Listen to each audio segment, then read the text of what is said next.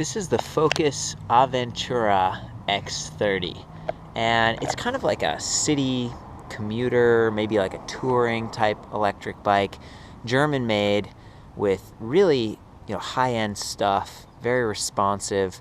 I'm gonna talk about the bicycle aspects of this to start. You've got these okay pedals, decent cranks, awesome fenders, front and rear. And the rear one has this cool reflector and mud flap, which is sweet. Standard size rack that actually secures the fender, so it's not going to rattle around as much. It's going to be a little bit quieter. You're going to be able to use like a bag on here. It's also got the spring clamp thing. Panniers would work. We've got a nice suspension fork up here. SR Sun Tour, it doesn't seem like the super highest high end, but it does have lockout, which is cool. It's got a Shimano dynamo in the front that powers the LED light and the tail light. And it's also kind of got a standing light setup, so if you stop the bike, the rear brake is gonna stay lit up for safety, which is kind of cool. One other thing that's neat about this bike is it's got this cool built-in pump. Solid disc brakes, hydraulic front and rear Tektro, so they cut off power to the motor when you use them.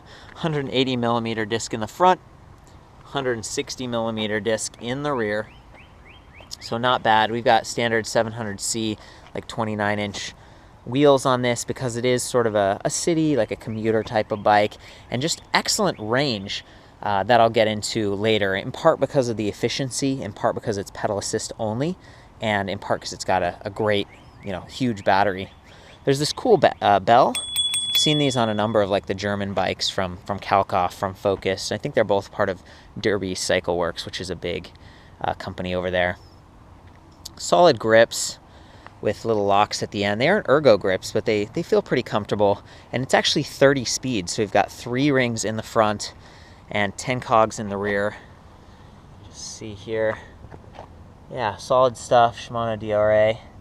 Quick release wheel in the rear, and they've designed it to be sort of modular here, so you can unplug the hub and change the flat or service the wheel a little bit more easily, even though it's not a center drive system. This thing is designed to be easy to remove and deal with.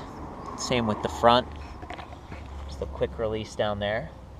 So again, yeah, for touring this could be cool, and I like sort of a lower step design, but I wish they would have put a bottle cage or something. A lot of these bikes lack that, and I'm just not sure where you put your cage. You can get aftermarket stuff that sort of straps right there, or put a bottle in your panniers, but I don't know, maybe it was compromising the strength of the frame or something, but it feels like that's an opportunity for them.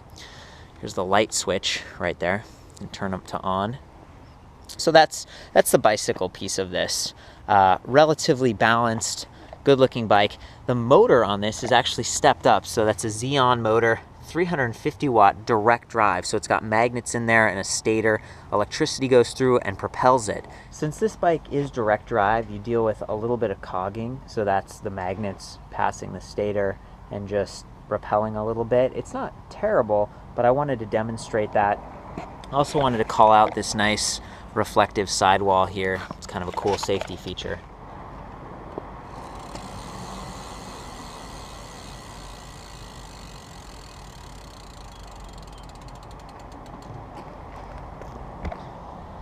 So you can see how that stopped, a little sooner than if it was just a freewheel. It's very smooth, very quiet, and super responsive. It's got like a torque sensor and something of like a speed sensor as well. So as soon as you start pedaling, the thing picks right up, and as soon as you stop it pretty quickly, it cuts out. So it's a very satisfying bike to ride. The battery pack can be charged on or off the frame. It locks on right there, and it's 36 volt, 15.5 amp hour, so 558 watt hours. It's pretty incredible. And again, the fact that it's built on like this, it sort of matches the bike. Definitely a fan of that. And all of that plays, oh, actually, check this out. There's the magnetic energy bus charging standard right there. I want to call that out. We got the adjustable stem up here, but what's really cool, obviously, is this display. So it's like backlit, really beautiful, fairly large, like LCD. Not super easy to remove the bracket, but the fact that you can take the screen itself off like that, you know, it's a little big, like right there, but at least you can keep this from getting damaged, you know, or vandalized. It just like twists back on. So that's pretty sweet. Power it up down here, it lights up, tells you how much, you know, capacity is remaining. And then you can hold the little breakout buttons over here to activate the system. So I was noticing before, I was out riding and I'd be pedaling along and then I'd stop pedaling. And this system is smart enough to know, it's got a thing called brake assist. So as soon as you stop pedaling, if it senses that, it automatically kicks into regen mode. So it's almost like a Prius or whatever, where you're like coasting towards a stop sign and it's actively regenerating. So again, that's not activated by the brake levers, it's a setting in there. And you can set it as high as 17 miles per hour, or you can just turn it off completely. And it's just neat, you know, it's cool that they've got all these things. If you learned and you had the manual and you went through, there's just a lot that you can do with this bike.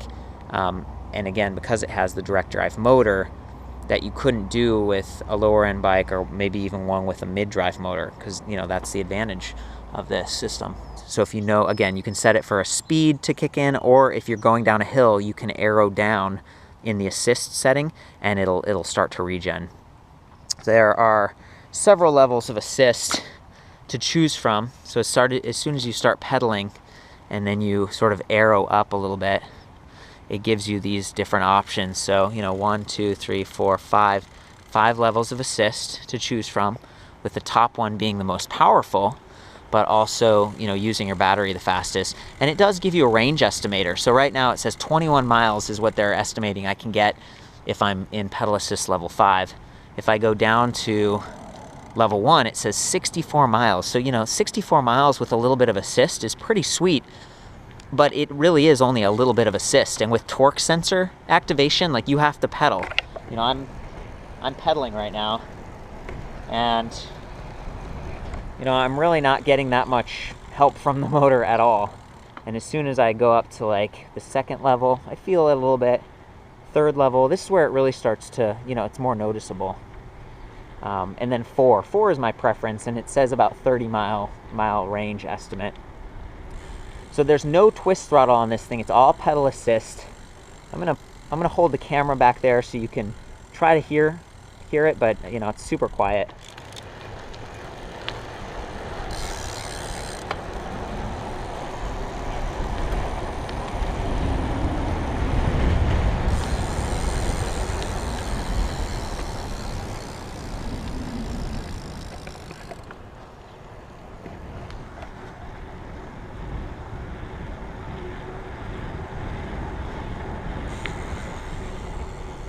.20 mph top speed cut out on this thing, pretty standard. And again, 2 levels of regen. So once you get going, if you're heading towards a hill, you can just arrow down a couple times to regen.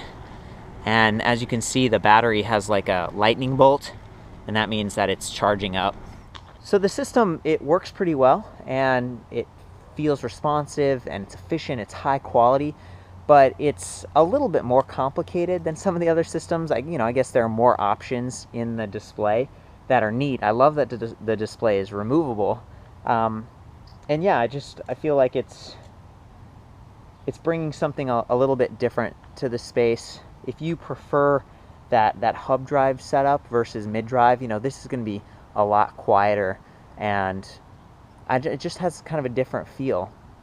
It obviously balances the weight out a little bit more towards the rear, but all in all, it's still a pretty balanced bike. So that's the Aventura X30 from Focus.